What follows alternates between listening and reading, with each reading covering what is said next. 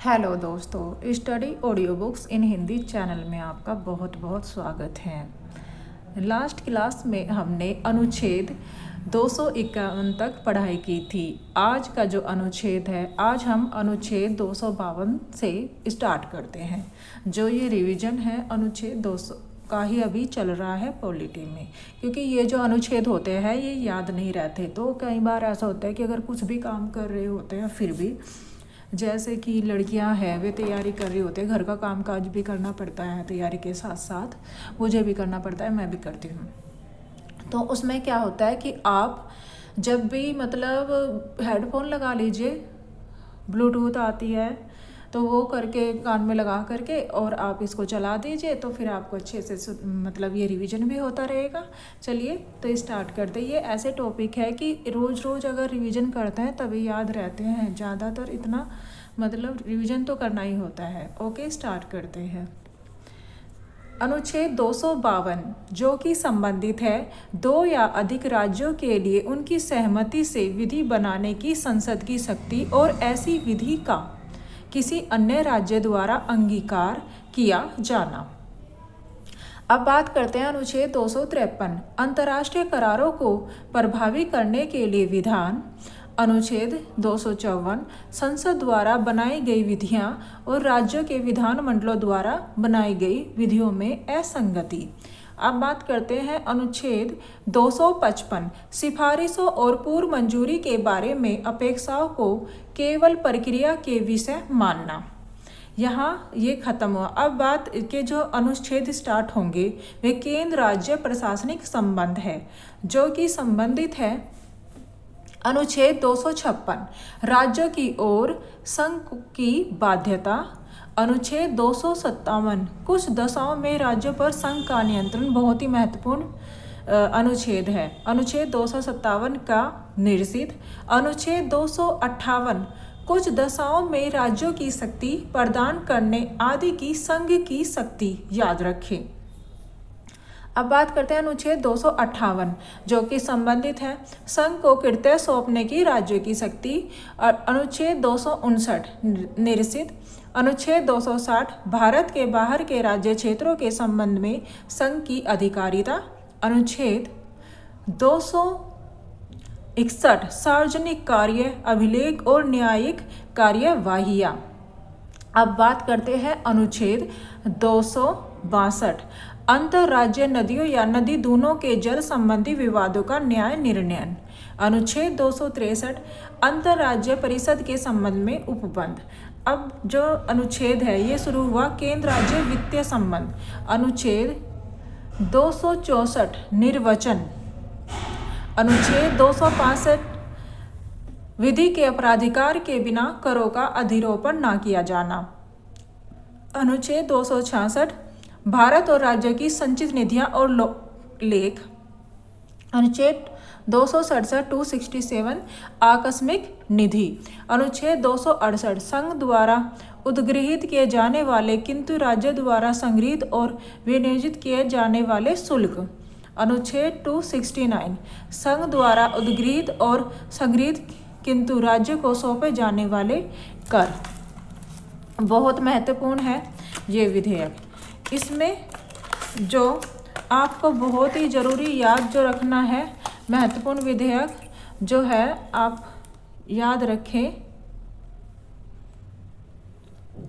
अनुच्छेद 267 जो बहुत ज़्यादा महत्वपूर्ण है।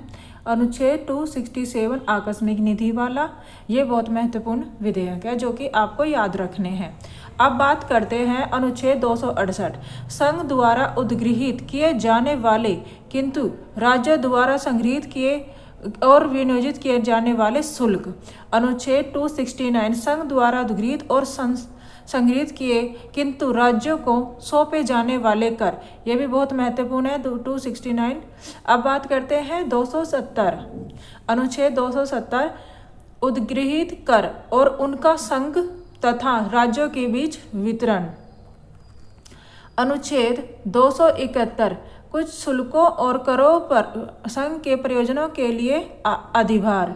272 निरसित। अनुच्छेद 273 झूठ पर और जूट उत्पादों पर निर्यात शुल्क के स्थानों का अनुदान। इन सभी को आपको बहुत अच्छे से याद रखना है, बहुत महत्वपूर्ण अनुच्छेद है ये। अनुच्छेद 274, ऐसे कराधान पर जिसमें राज्य हितबद्ध है प्रभाव डालने वाले विधेयकों के लिए राष्ट्रपति की पूर्ण सिफारिश की अपेक्षा।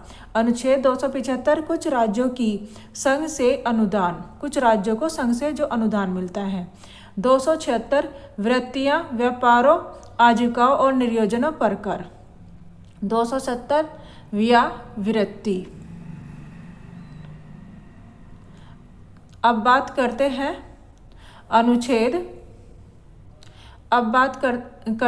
अनुच्छेद 275, सॉरी ये हो गया अनुच्छेद 279, ये शुद्ध आगम आदि की गणना, बहुत महत्वपूर्ण है। फिर 280, वित्त आयोग, केंद्र सरकार का अनुच्छेद वित्त आयोग से संबंधित है, अनुच्छेद 280। फिर 281 में है वित्त। महत्वपूर्ण बातें आप याद रखें, इन सभी को आपको बहुत अच्छे तरीके से याद रखना है। बहुत महत्वपूर्ण विधेयक हैं, सॉरी अनुच्छेद हैं ये सारे, ये इसी का ही आज रिवीजन मैं करवा रही हूँ। अब देखते हैं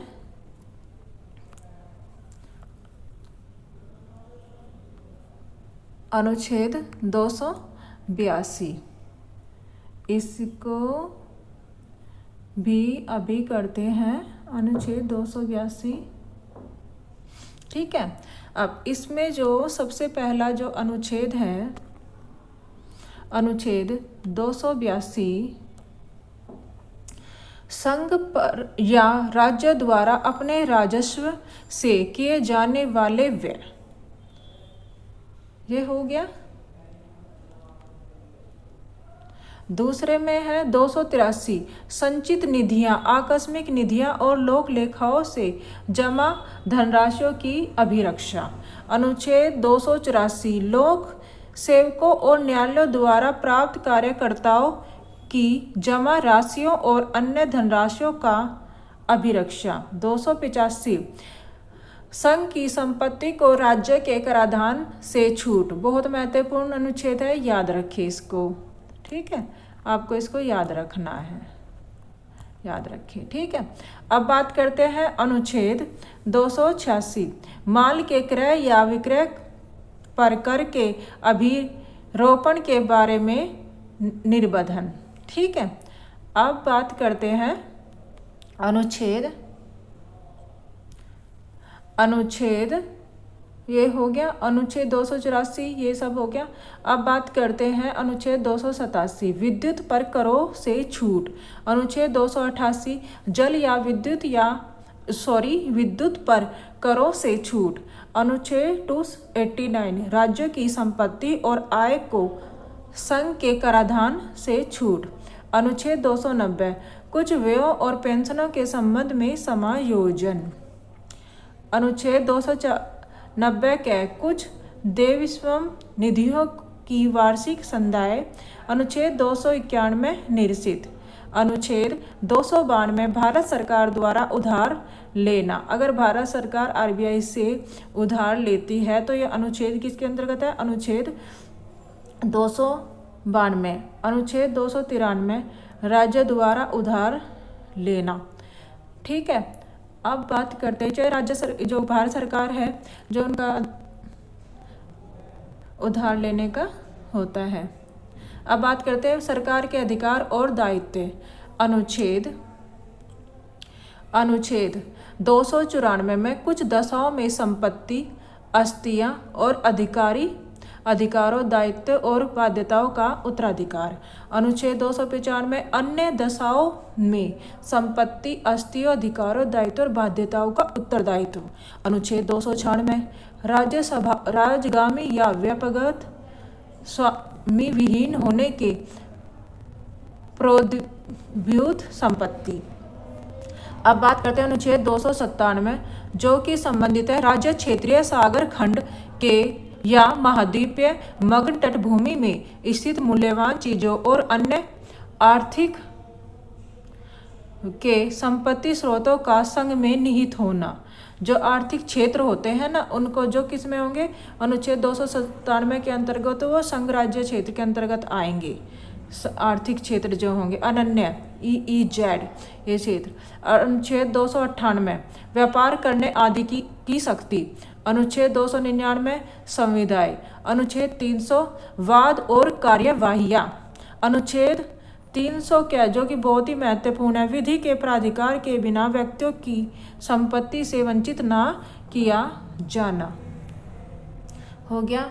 अब बात करते हैं अनुच्छेद 301 की, जो कि संबंधित है व्यापार, वाणिज्य और समागम की स्वतंत्रता।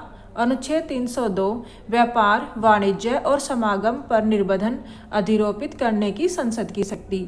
अनुच्छेद 303 व्यापार वाणिज्य के संबंध में संघ और राज्य की विधायी शक्तियों पर निर्बंधन। अनुच्छेद 304 राज्यों के बीच व्यापार, वाणिज्य और समागम पर निर्बंधन। अनुच्छेद 305 विद्यमान निधियों और राज्य के एक अधिकार का उल्लंघन करने वाली विधियों की व्यावृत्ति। अनुच्छेद 306। आज की क्लास यहाँ तक ही, और अगले अनुच्छेद हम अगली क्लासेस में पढ़ाई करेंगे। ओके दोस्तों, मिलते हैं अगली क्लास में। जब तक